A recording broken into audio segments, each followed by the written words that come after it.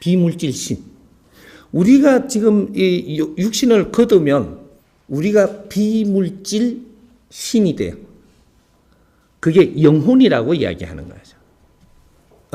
그러니까 우리는 영혼하고 비물질 신하고 이게 물질하고 결합되어 있기 때문에 신이라고 부르지 않고 인간이라고 부르는 거예요. 인간, 사회관자를 두어서 인간. 사회관자를 비틀어 갖고 또 부르려고 한 게 정신적인 지도자들이 어떤 파에서 그랬는데 이것도 중생, 그것도 중간이에요. 이렇게 해서 우리 아무리 비틀어도 중간이에요. 이게 중간이 무슨 중이냐 이걸 몰라요. 모르는데 이걸 이해되도록 내가 가르쳐 주는 겁니다.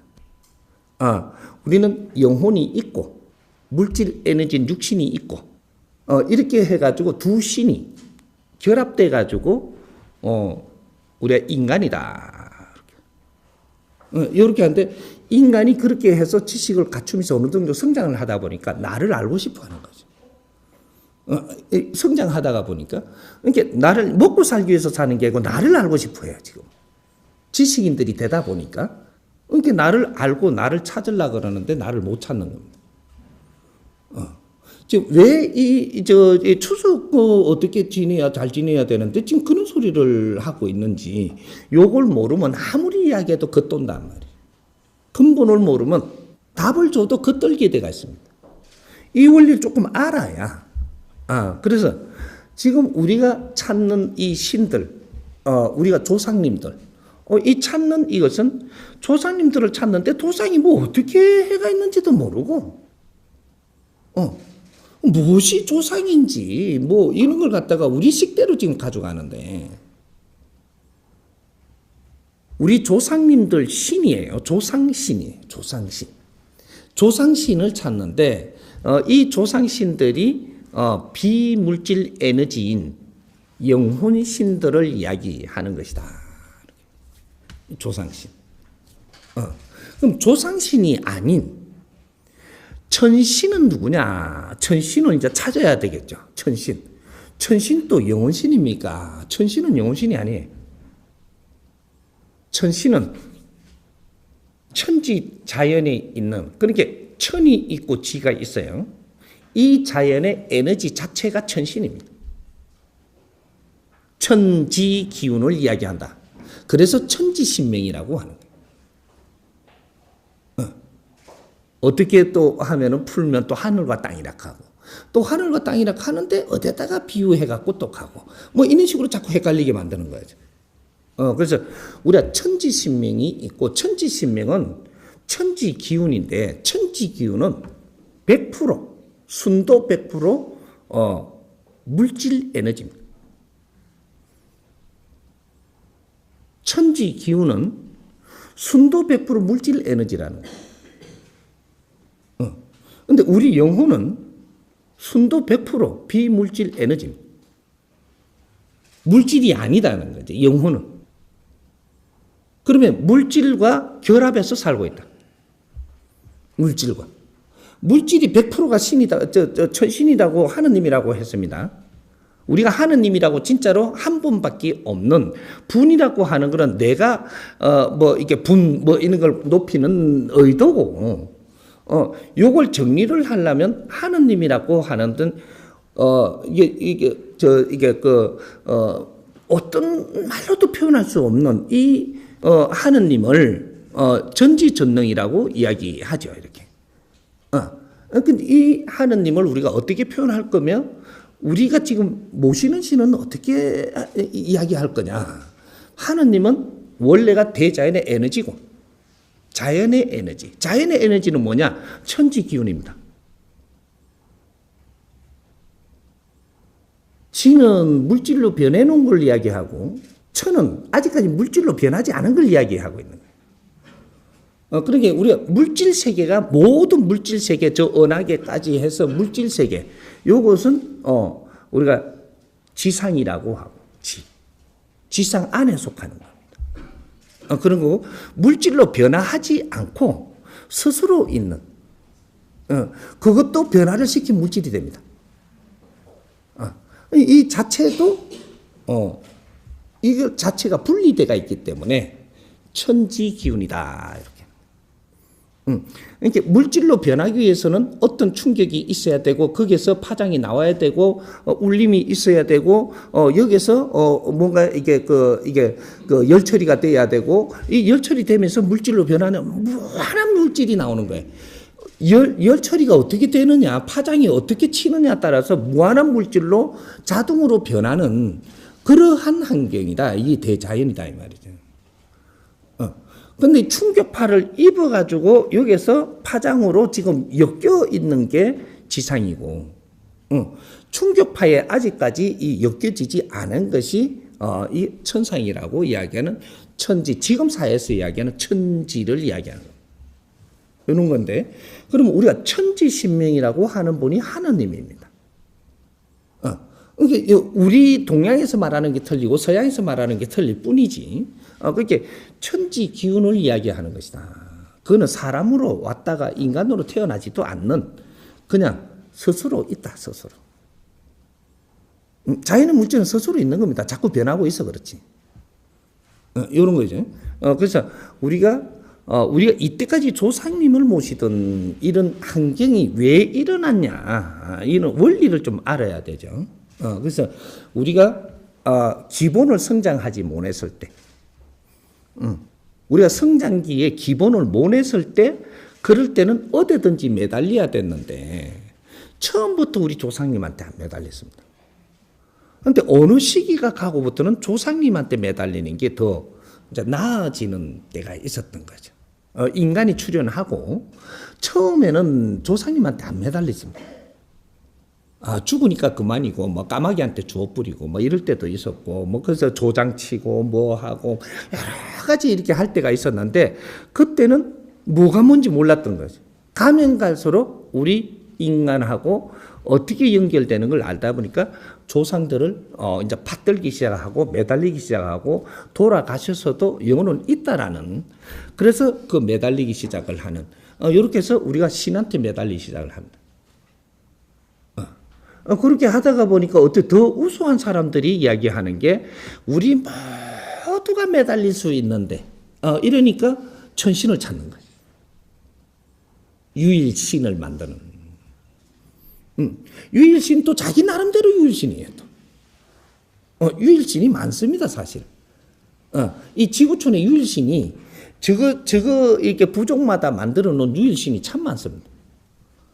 그 중에서 세계에 그래도 어느 정도 다 받아준 신이 지금 하느님이다 이야기하고, 이런 거죠. 그럼 부처님은 그러면 유일신이 될까요? 아닙니다. 부처님은 여러 부처님이 나오는 거죠. 시대마다 백성들을 가리키는 정신적인 지도자가 나오는데 이분들을 부처님이라고 하는 거예요. 우리말로 바꾸면 스승님이라고 하는 거예요. 스승과 부처와 이 말은 똑같은 겁니다. 붓다 뭐 이런 거는.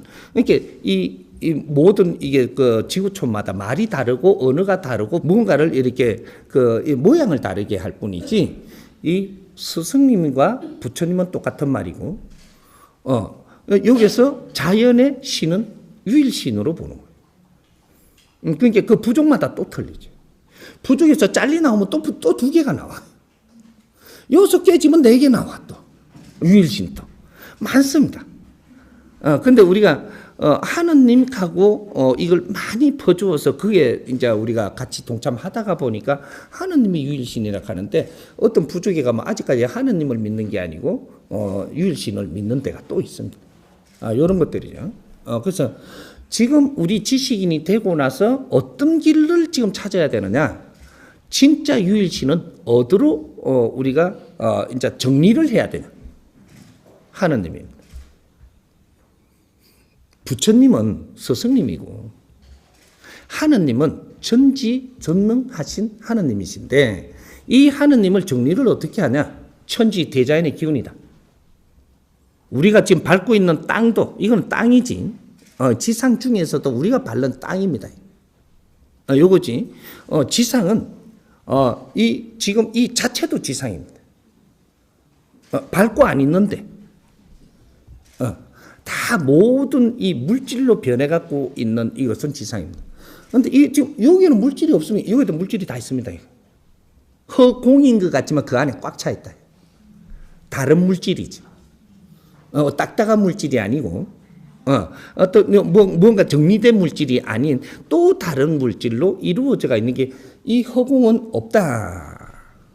우리가 과학적으로 또 덜 찾아갖고 뭐로 붙이지 못할 뿐이지 허공이라는 자체가 없는 것이다. 다 물질입니다. 어떤 변화에 따라서 이 허공도 변합니다.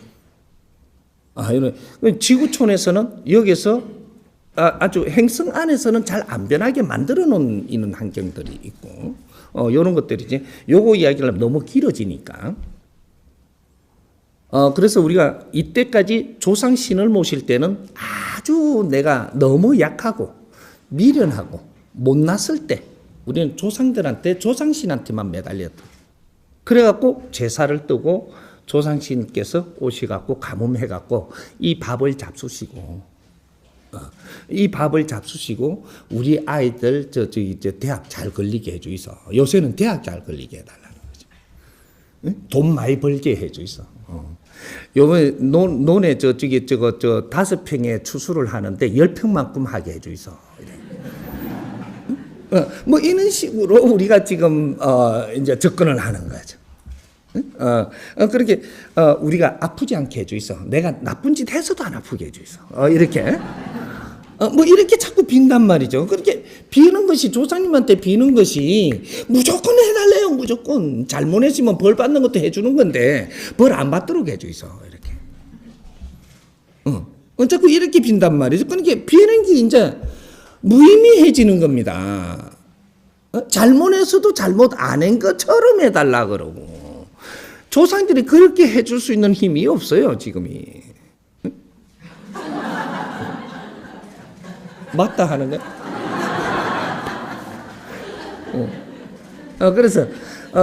그래서 우리가 제사를 모시던 시대에서 2013년부터는 제사 모시는 방법을 바꿔야 된다. 조상들한테 매달리는 시대에서 우리가 도와드리는 이런 이제 우리가 지식을 다 갖췄기 때문에 우리가 홍익 인간이 되었으므로 홍익 인간들은 누구한테 매달리지 않습니다. 이제 조상님들이고 신들이고 모든 신들이 해탈하게 해주십시오. 이건 누구한테 가느냐? 하느님한테. 전지전능하신 신께 대자연에 우리 조상님들이 바른 길을 가겠고 집착을 놓으시고 바른 길을 갈 수 있도록 도와주십시오. 이렇게 해서 우리가 추수에는 제를 뜨는 게 아닙니다. 차례를 올리는 건데 추수 잘했다고 차례를 올립니다. 추수 이번에는 농사가 잘 됐습니다. 뭐 이래갖고 핵곡식을 이래 따서 이렇게 우리가 곡식을 추수하기 전에 먼저 조상님들께 신들께 이렇게 알리고 그렇게 해서 이제 추수를 하려고 하는 거죠. 이번에도 농사가 잘 돼서 감사합니다. 이렇게 하고. 근데 그게 추석이에요. 가을에 추수 시절에 추수하기 전에 지금 조상들을 모시는 거예요. 그래서 차도 올리고 이게 맞이를 하는 거죠. 이걸 보고 조상맞이라고 합니다. 가정마다에 우리가 제 뜨는 걸 조상맞이를 한다. 이렇게 하는 거죠. 근데 조상맞이 할 때는 어떻게 한다 이거 전부 다 자기 논리로 만들어놨던 이걸 습관적으로 지금 하고 있고, 우리가 좀 지식을 갖췄다면 습관을 조금 바꾸는 거죠. 아이고 바나나 안 올리면 뭐 바나나를 올리면 어때? 이렇게 하고 또 올리고, 파인애플은 또 또 이제 양주는 어때? 요새는 이렇게 해갖고 저 포도주도 이래 따르고, 와인도 이래. 전에처럼 막걸리하고 청주하고 이 시절이 아니에요.